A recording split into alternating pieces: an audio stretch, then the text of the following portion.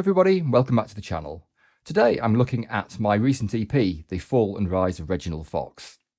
Now this was originally a set of tracks which were penned for the next album, but what I felt was that they didn't really fit the very electronic nature of the material I'm working on at the moment. So in the end I decided that they would sit better as their own EP. As it happens, the third part will end up on the album. I've decided I want that there. But the other two tracks I felt too good to just leave in a drawer somewhere. So the idea with this EP was that I was exploring the more classical side of my music. The first part is very much a duet between a cello and a violin. There's a piano accompaniment and it's all very straightforward. It's quite a happy piece, but despite the fact it's all been generated digitally, the sound itself is very much acoustic and classical. When I went to write the next part, I decided I wanted to have something which, again, started off quite classical, but then became much grander, much sort of rockier. And that is what became The Flight of the Cello, which is the track we're going to look at today. Just to tie the whole thing together, I realised that trying to have a cello flying off for no reason was a little bit of an arbitrary decision. And so I wanted to write a bridge between the first part, the classical bit, and the rocky bit at the end. I took the very much cop-out approach that, oh, this must be a dream. I'm not quite sure why a cello would dream, but you know, this is music, off we go. What I ended up finding was that the piece became a lot darker, which is possibly just where I'm at the moment. But ultimately, the whole suite of music feels more like an analogue for life, death, and whatever's beyond death. So, how did I create The Flight of the Cello? Let's go into Nanostudio and find out. We're in Nanostudio now, and you'll be able to see there's essentially just 12 tracks in here, ignoring the main mix at the top. I've got 3 rhythm tracks. I've got a whole suite of obsidians. How many have we got there? 1, 2, 3, 4, 5, 6, 7 obsidians doing different things. And then I've got 2 SWAM cellos. And the 2 cello tracks are basically for the 2 parts of Flight of the Cello. We've got the much more classical sound in the first half, and then we've got the rocky sound at the second half. First and foremost, let's look at what was going on with the cello, because I think that's what has interested most people as to quite how the sounds were created. So if we go into our Vivaldi cello. So Vivaldi is just a standard preset within the SWAM cello, and I've mapped the expression and the modulation, so the vibrato with the mod wheel, just so I can get as realistic a cello playing that a non-cellist like myself can actually create. If we look at the processing on this, we've got audio effects, and there's quite a lot going on here, starting off with a black hole, and we've got bark filter, we've got bleed delay, and we've got haze too. So if I just turn all these off, and we'll have a listen to what it sounds like.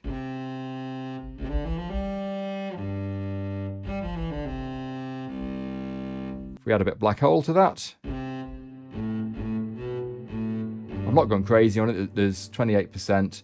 The idea is just to give a little bit more atmosphere. Now bark filter will be the triple band preset. And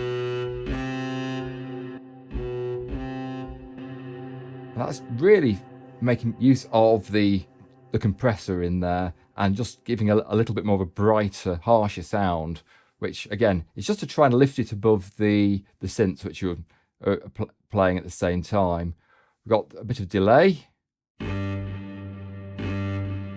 That's stereo delay. Again, just trying to broaden the sound of that voice. And similarly, haze 2 is widening that.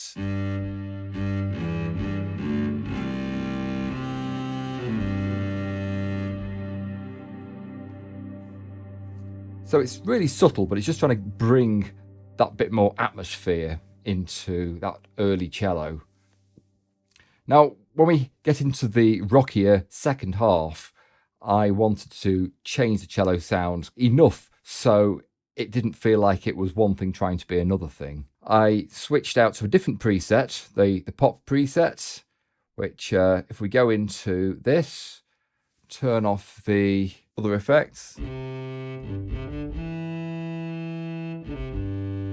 Again, it sounds just like you'd expect a cello to be. Again, there's the same amount of black hole in there. I've used beef as a compressor, just to give it a bit more of an edge. But the big thing which colours the sound in this is using tone bridge. And I've actually used Pink Floyd Comfortably Numb pedal on this. Again, I had the Gilmour solo in my head when I was writing this, and I wanted a cello to do that. So if we take the cello that we've got so far and put the distortion on,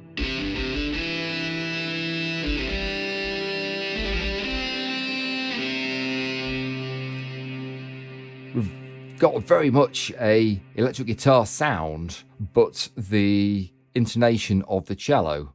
So that's really how the two parts are so different. We've got one which is left reasonably alone, with just a bit of atmosphere added, and then just add some distortion to the other cello and let that sing above everything else. So let's have a look at the other tracks we've got in here.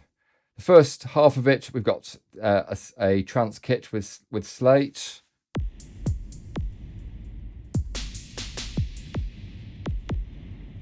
And with that, there's a bit of a compressor on there and some reverb. Again, because I just wanted to try and make the first part of it really spacious, and the reverb has done that. In order to have more control over the two different parts of the track, I've then used two drum kits in the second half. We've got the Boulders Brass,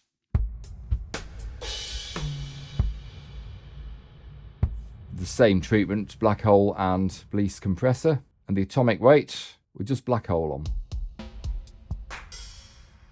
And if we actually have a look within the track itself, if we go on to the Boulders Brass, we've got the full kit there. So we've got the kick, we've got the snare, we've got my hats going, various cymbals and toms in the kit. And what I did with the atomic weight was just to enhance by doubling the kick and the snare. So that just makes the drums that bit more punchier overall. Move on to the synths. We've got first two, which start from the very beginning. They're both from one of the free packs which has been available on the Audiobus forums. I'll put a link to the pack below, the Richard Yacht ones. And we've got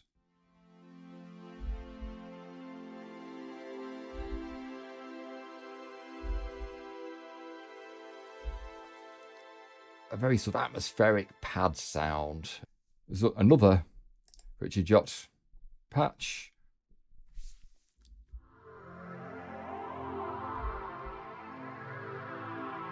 And that's doing a similar sort of thing, but an octave down.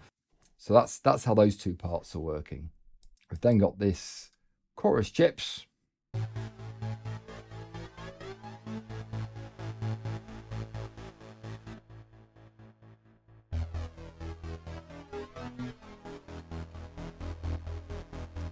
So, but that gives a nice little pulsating bass sound, and along with this obsidian bass finger.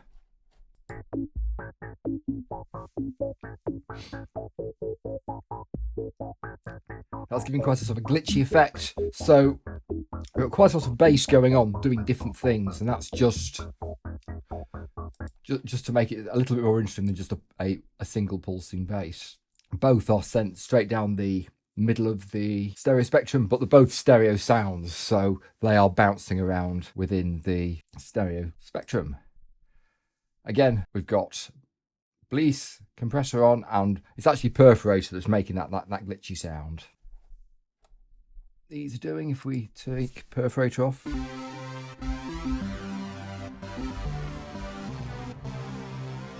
So yeah, that's just a solid sound. Perforator then just breaks it up a bit.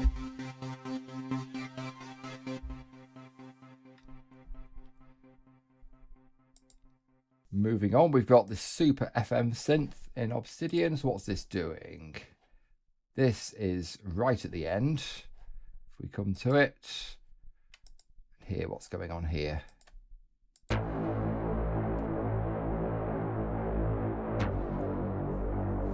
it's acting as a low pad. We've got Bleach compressor on there, and we've got black hole. So the compressor's just making it louder.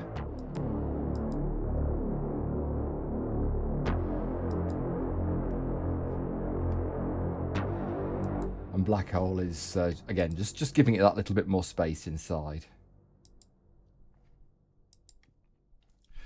So we now get to this Polyester Patch. And I think this is one of the few which has got automation in. We've got a Rosetta ARP moving in a random direction. So that's just putting sounds within the chord into a random order and just jangling them about.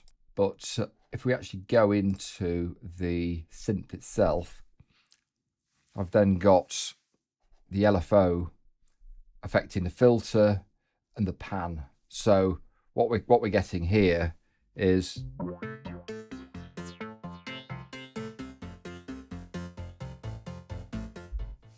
so it's doing that ARP stuff, but it's doing it left and right and just sort of gradually moving around in line with the sine wave. And that again just gives a little bit more movement within the track. The audio effects, again, we've got haze just spreading it out a bit more, and bleach delay just getting a bit of ping pong. So as well as it bouncing around all over the place, it's ping ponging as well. So it's emphasizing that random nature of it, really. The second one, again, we've got an ARP. It's all upward this time, so it's much faster.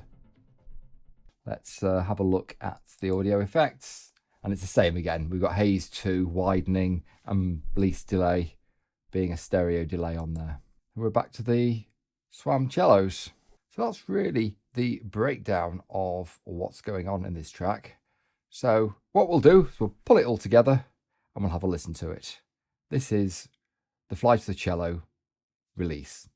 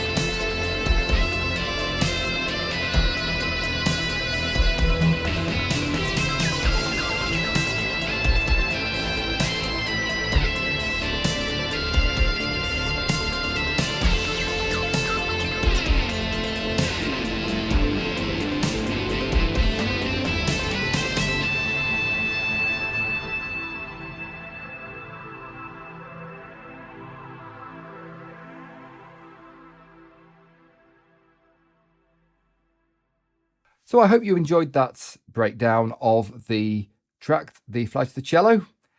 If you enjoyed the video, please hit that like button, leave me a comment, and if you're not already subscribing, hit subscribe and get ready to see more content coming along the way. It's been a little bit hit and miss this last few weeks because work's been a bit mad. There's been a lot of other stuff going on in my life, and it's just the way it is. But I'm now looking at finishing the new album and hopefully getting that out in the autumn. So stay tuned for more updates on that. Once again, thanks for watching, take care, and goodbye for now.